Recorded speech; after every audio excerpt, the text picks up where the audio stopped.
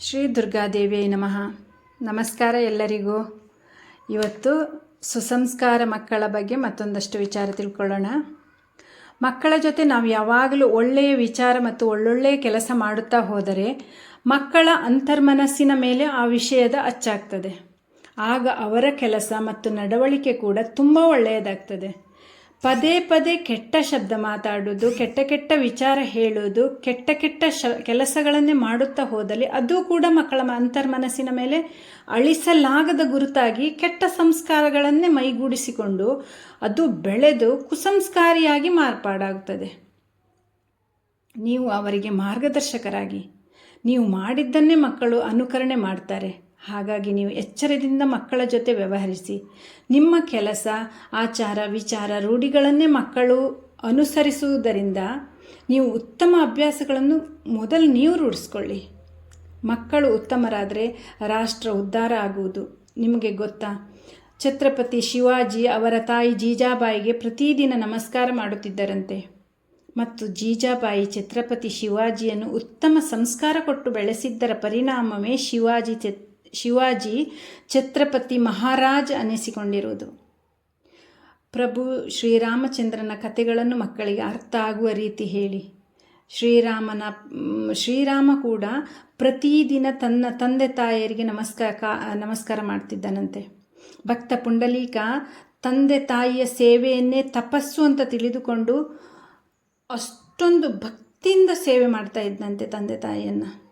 ಅವನ ಆ ಸೇವೆಯನ್ನು ನೋಡಲಿಕ್ಕೆ ಭಗವಂತ ಶ್ರೀಹರಿ ಸ್ವತಃ ಪುಂಡಲಿಕನ ಮನೆಗೆ ಬಂದಿದ್ದಂತೆ. ಹೀಗೆ ನೀವು ಎಳೆ ವಯಸ್ಸಿನಲ್ಲಿ ತಂದೆ ತಾಯಿಯರ ಕಾಲಿಗೆ, ಗುರು ಹಿರಿಯರ ಕಾಲಿಗೆ ನಮಸ್ಕಾರ ಮಾಡುವುದರ ಮಹತ್ವವನ್ನು ತಪ್ಪದೆ ತಿಳಿಸುತ್ತಾ ಬನ್ನಿ. ಮಾತೃ ದೇವೋಭವ, ಪಿತೃ ದೇವೋಭವ, ಆಚಾರ್ಯ ದೇವೋಭವ, ಅತಿಥಿ ದೇವೋಭವ ಅನ್ನುವ ಸಂಸ್ಕಾರ ಕೊಡಿ. ತಾಯಿ, ತಂದೆ, ಗುರು, ಅತಿಥಿಗಳು ದೇವರಿಗೆ ಸಮಾನ, ಅವರನ್ನು ಪೂಜ್ಯ ಭಾವದಿಂದ ನೋಡಬೇಕು ಅಂತ ಪದೇ ಪದೇ ಹೇಳಿಕೊಡಿ. ನಾನು ಒಮ್ಮೆ ಒಬ್ಬರ ಮನೆಗೆ ಭೇಟಿ ಕೊಟ್ಟಿದ್ದೆ. ಅವ್ರ ಮನೆಯಲ್ಲಿ 3 ವರ್ಷದ ಮಗು ಇತ್ತು. ಅವನ ತಂದೆ ಆ ಮಗುವಿಗೆ ಸ್ನಾನ ಮಾಡಿಸಿದ್ರು. ಸ್ನಾನ ಮಾಡಿ ಹೊರಗಡೆ ಬಂದ ತಕ್ಷಣ ತಾಯಿ ಕಾಲಿಗೆ ನಮಸ್ಕರಿಸಿ ಅಲ್ಲೇ ನಿಂತಿದ್ದ ತಂದೆ ಕಾಲಿಗೂ ಆ ಮಗು ನಮಸ್ಕರಿಸಿತು. ಆಮೇಲೆ ದೇವರ ಕೋಣೆಗೆ ಹೋಗಿ ಒಂದಿಷ್ಟು ಮಣಮಣ ಮಂತ್ರ ಹೇಳಿದ್ದೇನೋ. ಆಮೇಲೆ ತನ್ನ ಪಾಡಿಗೆ ಬಂದು ಹೊರಗಡೆ ಕೆಲಸ ಅದ್ರ ಪುಸ್ತಕ ತೆಗೆದು ಓದ್ತಾ ಕೂತ್ಕೊಂಡಿತ್ತು. ಅದು 3 ವರ್ಷದ ಮಗು. ನಾನು ಇದನ್ನೆಲ್ಲ ನೋಡ್ತಾ ಇದ್ದೆ. ನನಗೆ ತುಂಬ ಖುಷಿಯಾಯಿತು. ಅವ್ರ ಅಮ್ಮನ ಹತ್ರ ಹೇಳಿದೆ, ಎಷ್ಟು ಚಂದ ಸಂಸ್ಕಾರ ಹೇಳಿಕೊಟ್ಟಿದ್ರಲ್ಲ ನಿಮ್ಮ ಮಗುಗೆ ಅಂಥೇಳಿ. ಆ ತಾಯಿ ಕೂಡ ತುಂಬ ಹೆಮ್ಮೆ ಪಟ್ಟರು. ನಾವು ಬೆಳೆಸುವುದು ನಮ್ಮ ಮಕ್ಕಳನ್ನು. ಹಾಗಾಗಿ ಆ ಮಗುವನ್ನು ನಾವು ಹೇಗೆ ತಿದ್ದಿದ್ರೂ ಆ ಮಗು ಆ ಒಂದು ರೂಪ ಪಡೀತದೆ. ನಾವು ದೊಡ್ಡವರು ಹಿರಿಯರ ಕಾಲಿಗೆ ಬಿದ್ದಾಗ ಅಥವಾ ಮಕ್ಕಳೇ ಬಿದ್ದಾಗ ದೊಡ್ಡವರು ಒಳ್ಳೆಯದಾಗಲಿ ಅಂತ ಹೇಳ್ತಾರಲ್ಲ, ಅದು ಖಂಡಿತ ಒಳ್ಳೆಯದಾಗತ್ತೆ. ಹಾಗಾಗಿ ಹಿರಿಯರ ಕಾಲು ಹಿಡಿಲಿಕ್ಕೆ ಒಂದು ರೀತಿ ಏನೋ ಮಾಡೋದು. ಈಗ ಮಕ್ಕಳಿಗೆ ಹಾಗೇ ಇದೆ, ನಾನು ಯಾಕೆ ಕಾಲಿಗೆ ಬಿಡಬೇಕು, ನಾನು ಯಾಕೆ ಅವ್ರ ಹತ್ರ ಹೋಗಬೇಕು, ಇವ್ರ ಹತ್ರ ಹೋಗಬೇಕು, ಹಾಗೆಲ್ಲ. ಅದನ್ನೆಲ್ಲ ನೀವು ಚಿಕ್ಕವರಿದ್ದಾಗಲೇ ಅವ್ರಿಗೆ ತಿದ್ದಿ ಬುದ್ಧಿ ಹೇಳಿದರೆ ಖಂಡಿತ ಆ ಮಕ್ಕಳು ಕಲಿತವೆ. ಅದ್ರ ಮಹತ್ವ ಹೇಳಿಕೊಡ್ಬೇಕು. ಕಾಲಿಗೆ ಬೀಳು ಅನ್ನೋದಕ್ಕಿಂತ, ನಮಸ್ಕಾರ ಮಾಡು ಅನ್ನೋದಕ್ಕಿಂತ ಕಾಲಿಗೆ ಬೀಳುವುದರಿಂದ ಏನು ಪ್ರಯೋಜನ ಇದೆ ಅದನ್ನು ಆ ಮಕ್ಕಳಿಗೆ ನೀವು ಹೇಳಿಕೊಡ್ಬೇಕು. ನೀವು ಮಕ್ಕಳಿಗೆ ಹೋಮ್ವರ್ಕ್ ಮಾಡಿಸ್ಲಿಕ್ಕೆ ಕೂತ್ಕೊಳ್ತೀರಲ್ವ, ಆಗ ಎಷ್ಟೊಂದು ಅವರಿಗೆ ಬೈತೀರಿ, ಹೊಡಿತೀರಿ, ಕೊನೆಗೆ ನೀವೇ ಬರೆದು ಕೊಡ್ತೀರಿ. ನೀವು ಅಳ್ತೀರಿ, ನಾನು ಯಾಕೆ ಹೊಡೆದೆ ಅಂತ ಅಳ್ತೀರಿ. ಆಮೇಲೆ ನೀವು ಬರೆದು ಕೊಡೋದು ಯಾಕೆ ನೀವು ಅಷ್ಟೊಂದು ಕಷ್ಟಪಡ್ತೀರೋ ನನಗಂತೂ ಗೊತ್ತಿಲ್ಲ. ನಾನು ಎಲ್ಲ ಹೆಚ್ಚಿನ ತಂದೆ ತಾಯಿಯರಿಗೆ ಹೇಳ್ತೇನೆ, ನೀವು ಹೋಮ್ವರ್ಕಿಗೆ ಕೂತ್ಕೊಳ್ಬೇಡಿ, ಆ ಮಕ್ಕಳಿಗೆ ಬಿಟ್ಟುಬಿಡಿ ಅಂತ. ಇಲ್ಲ, ನನ್ನ ಮಕ್ಕಳು ಮಾಡೋದೇ ಇಲ್ಲ, ನನ್ನ ಮಕ್ಕಳಿಗೆ ಹೇಳಿದರೆ ಅರ್ಥ ಆಗೋದಿಲ್ಲ, ನನ್ನ ಮಕ್ಕಳು ಅದನ್ನು ಬರೆಯೋದೇ ಇಲ್ಲ. ಖಂಡಿತ ಬರೀತಾರೆ, ಆದರೆ ನೀವು ಮಾಡಿಸುವ ರೀತಿಯಲ್ಲೇ ಅವ್ರ ಹತ್ರ ಮಾಡಿಸಬೇಕು. ಒಂದು ದಿನ ನಂದು 2 ಮಕ್ಕಳ ಕತೆ ಹೇಳ್ತೇನೆ ನೋಡಿ. ನನಗೆ ಒಂದು ದಿನ ನನ್ನ ಮಕ್ಕಳ ಜೊತೆ ಹೋಮ್ವರ್ಕ್ ಮಾಡಿಸ್ಲಿಕ್ಕೆ ಕೂತ್ಕೊಂಡು ನೆನಪೇ ಇಲ್ಲ. ಆದರೆ ನಾನು ಅವ್ರ ಜೊತೆ ಗಂಟೆಗಟ್ಟಲೆ ಮಾತಾಡ್ತಾ ಇದ್ದೆ.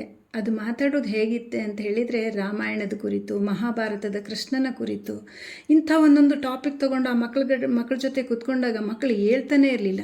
ಮತ್ತು ಆ ಮಕ್ಕಳಿಗೆ ನಾನು ಬಿಟ್ಬಿಡ್ತಿದ್ದೆ. ಅವರಿಗೆ ನೀವು ಆ ಗ್ರಂಥ ಓದಿ, ನಿಮಗೆ ಏನಾದರೂ ಪ್ರಶ್ನೆ ಇದ್ದರೆ ನನ್ನನ್ನು ಕೇಳಿ.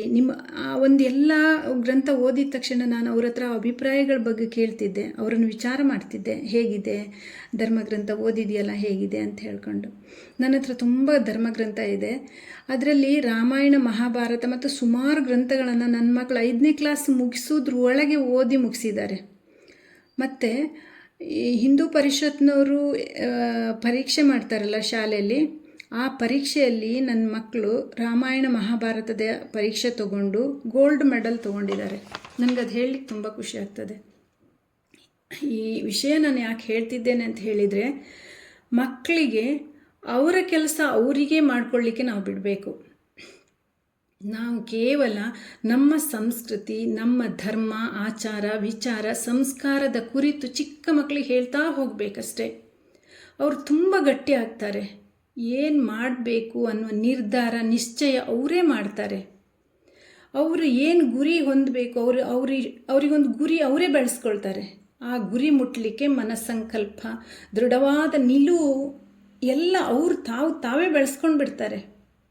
ನನಗೆ ನನ್ನ ಮಕ್ಕಳನ್ನು ಸಾಕಲಿಕ್ಕೆ ಯಾವ ತೊಂದರೆಯೂ ಆಗಲಿಲ್ಲ, ಕಷ್ಟವೂ ಆಗಲಿಲ್ಲ. ಬದಲಿಗೆ ಅವ್ರ ಜೊತೆ ತುಂಬ ಖುಷಿಪಟ್ಟೆ ನಾನು. ಅವರೊಳಗಿರುವ ಒಂದು ಆತ್ಮಜ್ಯೋತಿಯನ್ನು ನಾನು ಬಡಿದೆಬ್ಬಿಸೋ ಕೆಲಸ ಮಾಡಿದೆ ಅಷ್ಟೇ, ಬೇರೆ ಏನೂ ಮಾಡಲಿಲ್ಲ. ನಿಮ್ಮ ಮಕ್ಕಳನ್ನು ಮುದ್ದಿಸಿ, ಪ್ರೀತಿಸಿ, ಆದರೆ ಮೌಲ್ಯಯುತವಾದ ಜೀವನ ಪಾಠವನ್ನು ನೀವೇ ಹೇಳಿಕೊಡಿ. ಮನೆಯೇ ಮೊದಲ ಪಾಠಶಾಲೆ, ತಾಯಿಯೇ ಮೊದಲ ಗುರು ಅಂತ ಹೇಳ್ತಾರೆ. ರಾಮನ ಆದರ್ಶ, ಕೃಷ್ಣನ ಚಾಣಕ್ಯ ನೀವು ಯಾವ ಮಗುವಿಗೆ ಹೇಳಿಕೊಡ್ತೀರೋ ಆ ಮಗು ಎಂಥ ಮಹಾನ್ ಆದರ್ಶ ವ್ಯಕ್ತಿತ್ವವನ್ನು ಹೊಂದ್ತದೆ ಅಂತ ನೀವೇ ನೋಡಿ. ಬೆಳಿಗ್ಗೆ ಬೇಗ ಎಬ್ಬಿಸುವ ಅಭ್ಯಾಸ ಮಾಡಿಸಿಕೊಳ್ಳಿ. ಎಬ್ಬಿಸಿದ ತಕ್ಷಣ ಒಂದು ಶ್ಲೋಕ ಇದೆ, ಆ ಶ್ಲೋಕ ನಿಮಗೆ ಹೇಳಿಕೊಡ್ತೇನೆ, ನೀವು ಮಗುವಿಗೆ ಹೇಳಿಕೊಡಿ. ಕರಾಗ್ರೆ ವಸತೆ ಲಕ್ಷ್ಮೀ, ಕರ ಮಧ್ಯೆ ಸರಸ್ವತಿ, ಕರಮೂಲೆ ಸ್ಥಿತೆ ಗೌರಿ, ಪ್ರಭಾತೆ ಕರದರ್ಶನಂ. ಈ ಶ್ಲೋಕವನ್ನು ಹೇಳಿಕೊಟ್ಟು ಮಗು ಕಾಲಿಗೆ ನೆಲ ಇಡುವ ಮೊದಲು ಭೂಮಿ ತಾಯಿಗೆ ನಮಸ್ಕಾರ ಮಾಡುವ ಒಂದು ಸಂಸ್ಕಾರವನ್ನು ನೀವು ಹೇಳಿಕೊಡಿ. ಆಮೇಲೆ ಸ್ನಾನ ಮಾಡಿದ ತಕ್ಷಣ ದೇವರಿಗೆ ನಮಸ್ಕಾರ ಮಾಡುವ ಒಂದು ಪರಿಪಾಠವನ್ನು ಹೇಳಿಕೊಡಿ. ದೇವರಿಗೆ ಗಣೇಶನನ್ನು ಸ್ತುತಿಸುವ ಒಂದು ಶ್ಲೋಕ ಹೇಳಿಕೊಡ್ತೇನೆ. ವಕ್ರತುಂಡ ಮಹಾಕಾಯ ಕೋಟಿ ಸೂರ್ಯ ಸಮಪ್ರಭಾ, ನಿರ್ವಿಘ್ನಂ ಕುರು ಮೇ ದೇವ, ಸರ್ವಕಾರ್ಯೇಷು ಸರ್ವದಾ. ಈ ಶ್ಲೋಕ ಹೇಳಿಕೊಡಿ. ಆಮೇಲೆ ಮಗು ಓದಲಿಕ್ಕೆ ಕೂತ್ಕೊಳ್ಳುವಾಗ ನಮ್ಮದೇನು ಪುಸ್ತಕ ಇದೆಯಲ್ಲ ಆ ಪುಸ್ತಕಕ್ಕೆ ನಮಸ್ಕಾರ ಮಾಡಿ ಸರಸ್ವತಿ ಮಾತೆಯನ್ನು ಮನಸ್ಸಲ್ಲಿ ನೆನಪಿಸ್ಕೊಂಡು ಒಂದು ಶ್ಲೋಕ ಹೇಳೋದಿದೆ, ಅದನ್ನು ಹೇಳಿಕೊಡ್ತೇನೆ. ಸರಸ್ವತಿ ನಮಸ್ತುಭ್ಯಂ ವರದೆ ಕಾಮರೂಪಿಣಿ, ವಿದ್ಯಾರಂಭಂ ಕರಿಷ್ಯಾಮಿ, ಸಿದ್ಧಿರ್ಭವತು ಮೇ ಸದಾ ಅಂತ ಒಂದು ಈ ಶ್ಲೋಕವನ್ನು ಹೇಳಿ ನೀವು ಮಕ್ಕಳಿಗೆ ಓದಲಿಕ್ಕೆ ಹೇಳಿ. ಆಗ ಈ ಎಲ್ಲ ಶ್ಲೋಕ ಹೇಳಲಿಕ್ಕೆ ಸ್ವಲ್ಪ ಕಷ್ಟ ಆಗ್ತದೆ. ಸಣ್ಣ ಮಗುವಿಗೆ ನೀವು ಹೇಳಿಕೊಡುವಾಗ ಅದು ಕಲೀಲಿಕ್ಕೆ ಬರೋದಿಲ್ಲ, ಅದು ಸಂಸ್ಕೃತದಲ್ಲಿದೆ, ಹಾಗೆ ಹೀಗೆ ನೀವು ಆ ಕಾರಣ ನೀವು ಹೇಳಬೇಡಿ, ನೀವು ಹೇಳಿಕೊಡ್ತಾ ಹೋಗಿ.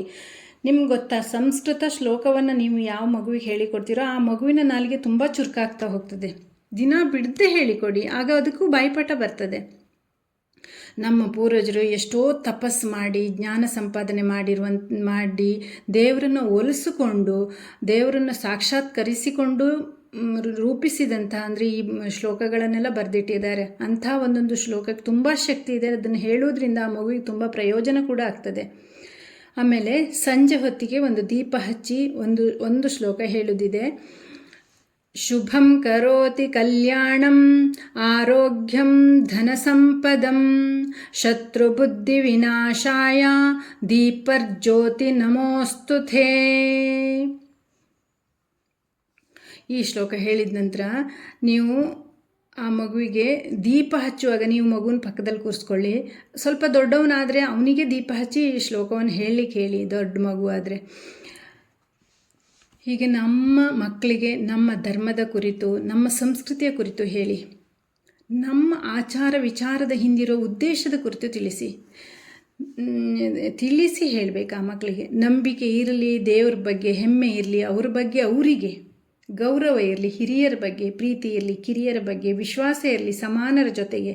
ಹೀಗೆ ಮುಂದುವರೆದಲ್ಲಿ ನಮ್ಮ ಕುಡಿಗಳು ಉತ್ತಮ ಸಂಸ್ಕಾರ ಹೊಂದಿದ ಒಬ್ಬ ಒಳ್ಳೆಯ ಪ್ರಜೆ ಆಗುವುದರಲ್ಲಿ ಯಾವ ಸಂಶಯವೂ ಇಲ್ಲ. ಮೂಢನಂಬಿಕೆಯ ಲೇಪವನ್ನು ಮಾತ್ರ ಹಚ್ಚಬೇಡಿ. ಮಕ್ಕಳಿಗೆ ಯಾವಾಗಲೂ ಮೂಢನಂಬಿಕೆಯ ಲೇಪ ಹಚ್ಚಬೇಡಿ. ಒಂದು ಒಳ್ಳೆಯ ಮಗುವನ್ನು ಹೆತ್ತು ಹೊತ್ತು ಒಳ್ಳೆಯ ಸಂಸ್ಕಾರ ಕೊಟ್ಟು ಬೆಳೆಸಿ. ಹಣ ಒಡವೆ ಆಸ್ತಿ ಮಾಡಿಡಬೇಡಿ. ಮಕ್ಕಳಿಗೆ ಒಳ್ಳೆಯ ಸಂಸ್ಕಾರ ಕೊಟ್ಟು ಬೆಳೆಸಿ.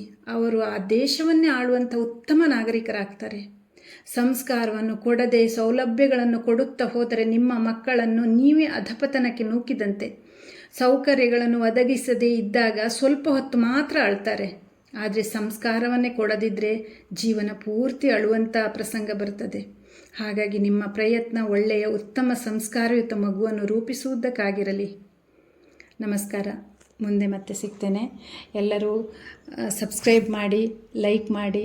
ನೀವು ಸಬ್ಸ್ಕ್ರೈಬ್ ಮಾಡೋದ್ರಿಂದ, ಲೈಕ್ ಕೊಡೋದ್ರಿಂದ ನನಗೊಂದು ಹುಮ್ಮಸ್ಸು ಬರ್ತದೆ. ನನಗೊಂದು ಇಂಥ ವಿಷಯಗಳನ್ನು ಹೇಳಲಿಕ್ಕಾಗ್ತದೆ.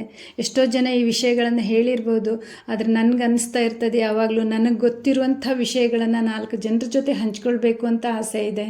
ನಾನು ಈ ಒಂದು ಮಾಧ್ಯಮದ ಮೂಲಕ ನಾನು ನನ್ನೊಳಗಿರುವ ಒಂದು ವಿಚಾರಗಳನ್ನು ಅದನ್ನು ನಿಮಗೂ ತಲುಪಿಸ್ತೇನೆ.